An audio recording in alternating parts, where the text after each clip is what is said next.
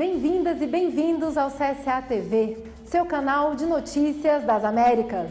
Seguem agora os nossos destaques.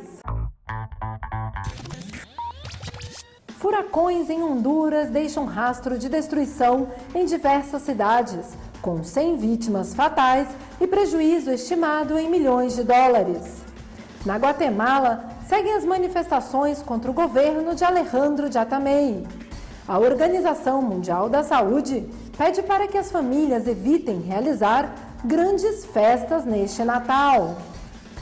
Com Bolsonaro, o desmatamento na Amazônia chega ao seu maior nível desde 2008. E a Organização Mundial da Saúde pede para que as famílias evitem realizar grandes festas neste Natal. Este não é o momento para justificar a imprudência, especialmente no período de férias. Todos queremos nos reunir com a família e amigos no final do ano.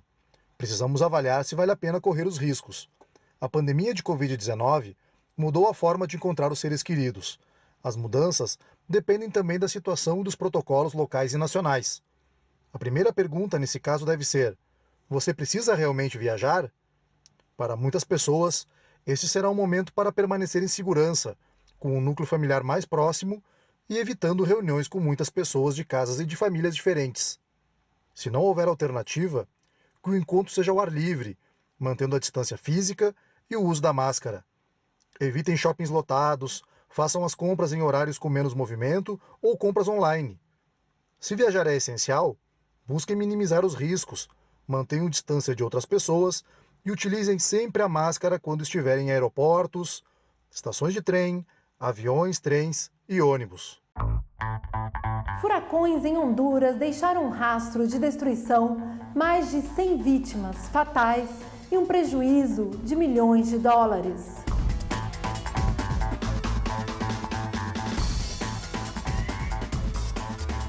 Em Honduras, a cidade de La Lima foi uma das mais danificadas pelos furacões Iota e Eta.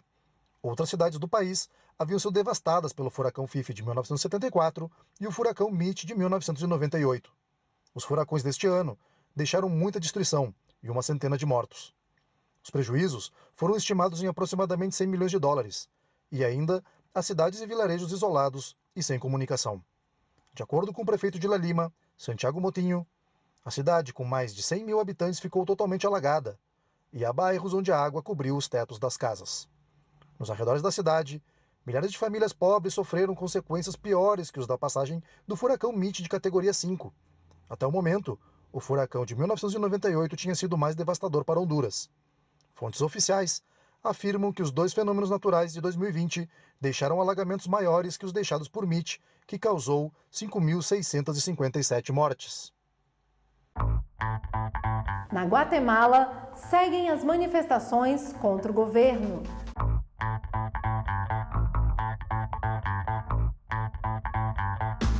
Centenas de indígenas bloquearam várias estradas no oeste da Guatemala para protestar contra o presidente Alejandro Yamatei, dando seguimento à crise política deflagrada desde o dia 20 de novembro. Os bloqueios ocorreram na estrada de acesso à cidade da Guatemala, em vários pontos e a 130 quilômetros da capital do país. As manifestações tiveram início quando o parlamento, formado por maioria governista, aprovou no dia 18 de novembro o orçamento público, gerando polêmica por ter ocorrido pela madrugada e sem transparência, segundo deputados da oposição. Atualmente, uma missão da Organização dos Estados Americanos, OEA, se encontra no país para avaliar a situação a pedido do presidente Yamatei. Neste domingo, a Venezuela realizou as suas eleições parlamentares. Mais de 20 milhões de venezuelanos foram às urnas neste domingo. 14.400 candidatos e candidatas disputaram as 277 cadeiras no parlamento, 110 a mais do que nas últimas eleições. 107 agremiações apresentaram candidaturas. Deste total, 36 são organizações políticas nacionais e as demais são partidos locais e regionais. Foram instaladas mais de 30 mil mesas de votação em todo o país, distribuídas em 14.200 colégios eleitorais. Cada eleição é um exercício de paz. Estamos demonstrando e demonstraremos com o seu voto, defende o governo venezuelano. No Uruguai, comoção e vigília pelo estado de saúde do ex-presidente Tabaré Vázquez.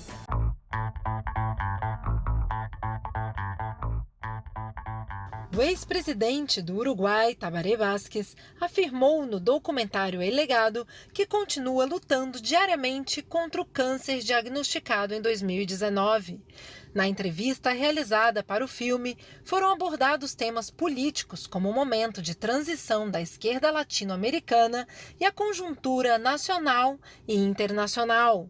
Em 2004, Tabaré Vázquez se tornou o primeiro chefe de Estado de esquerda na história do Uruguai.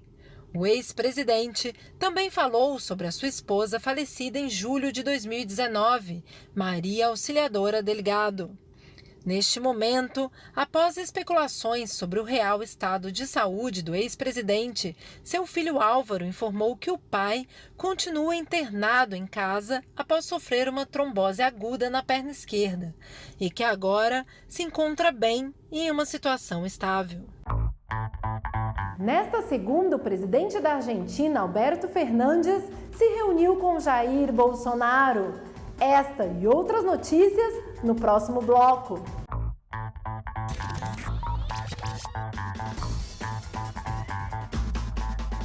Nesta segunda, o presidente da Argentina, Alberto Fernandes, se reuniu com Jair Bolsonaro em celebração ao histórico encontro dos presidentes Sarney e Raúl Alfonsín.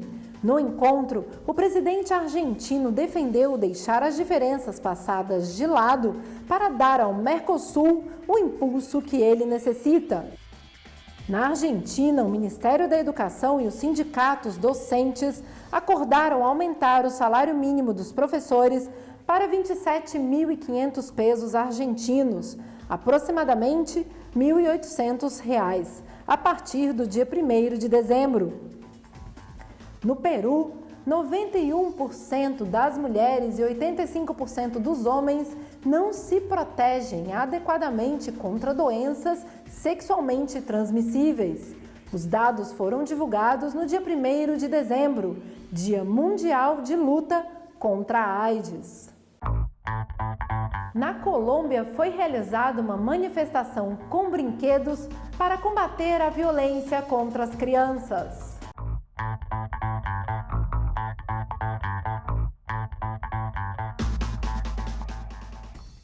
Manifestação de brinquedos pela violência contra as crianças. Dezenas de brinquedos lotaram a reconhecida Praça de Bolívar, em Bogotá, pelo Dia Internacional para a Prevenção do Abuso Sexual Infantil e o Dia Universal das Crianças. A ONG Aldeias Infantis diz que a situação de violência contra as crianças é crítica. Esta manifestação com brinquedos traz o testemunho e a representação de milhares de crianças que sofrem violência na Colômbia, cujos casos vêm aumentando a cada dia. De acordo com o ICBF, mais de 37 crianças são vítimas de violência sexual por dia e somente 7% dos adultos são responsabilizados e punidos, segundo Aldeias Infantis. Uma das maiores críticas é a lentidão da justiça na apuração dos casos, como de uma mulher cuja filha foi abusada pelo pai aos 4 anos e hoje em dia tem 13 anos.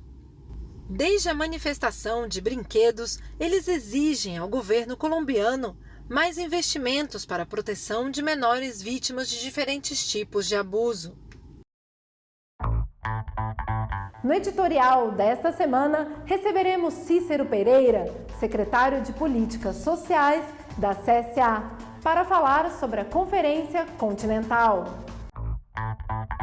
A todos e todas, buenas tardes, buenas noites para quem está na Europa.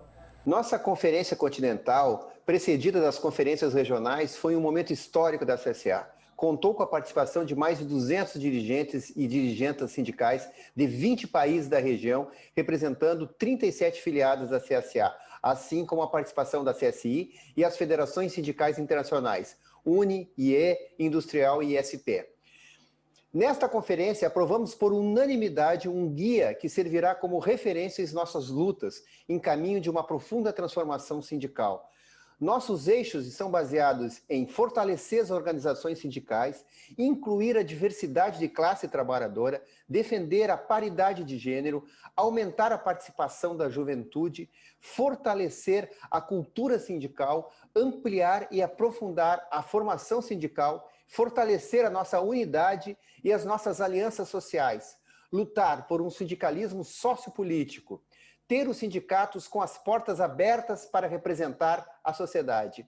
A conferência, transformar e fortalecer os sindicatos para representar e organizar a classe trabalhadora, vai entrar para a história da CSA pela nossa decisão política de mudar o sindicalismo das Américas.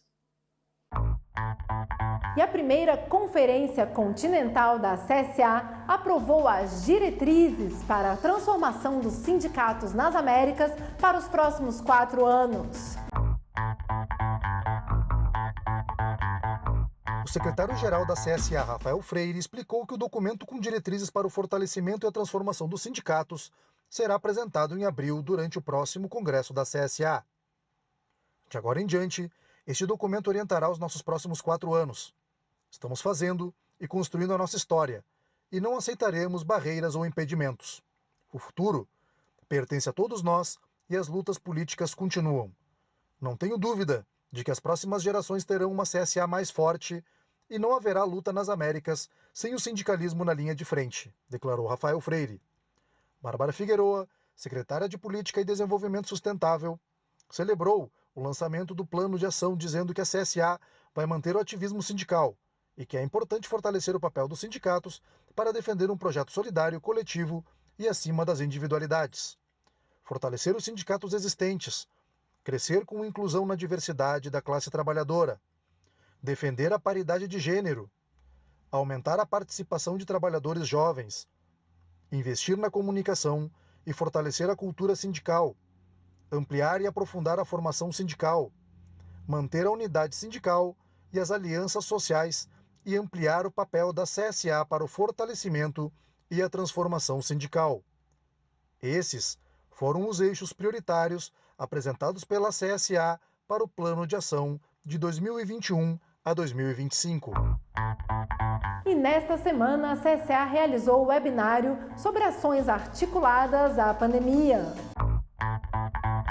O webinário Respostas Articuladas à Pandemia teve como tema central a avaliação dos efeitos da pandemia e foi organizado pela CSA junto com as organizações da Jornada Continental pela Democracia e contra o Neoliberalismo. Para Bárbara Figueroa, secretária de Política Econômica e Desenvolvimento Sustentável da CSA, é importante a reflexão sobre as respostas à pandemia desde uma visão estrutural, inseridas na luta contra o neoliberalismo. A atividade também abordou os avanços e desafios nas Américas para lidar com a crise sanitária e as respostas dos governos nacionais. Também foram analisados os avanços dos povos na luta pela construção da democracia. O webinário também apresentou os resultados de um estudo elaborado pela CSA sobre os impactos da Covid-19 no marco do Observatório Laboral das Américas. Com Bolsonaro, o desmatamento na Amazônia chega ao seu maior nível desde 2008.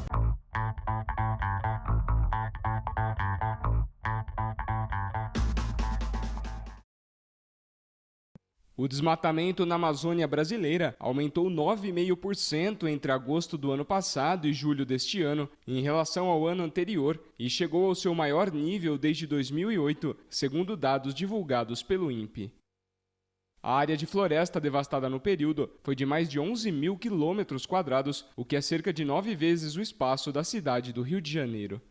Incêndios no Brasil, que se propagam pelas áreas devastadas, vem sendo uma das principais críticas ao governo de Jair Bolsonaro, tanto por opositores como pela comunidade internacional, que chegou a ameaçar reduzir os investimentos no país caso não sejam tomadas ações para preservar o meio ambiente. E as medidas de proteção contra a pandemia vão custar cerca de 800 milhões de euros para as Olimpíadas de Tóquio. As medidas para evitar contágios de Covid-19 durante a Olimpíada de Tóquio terão um custo de aproximadamente 800 milhões de euros.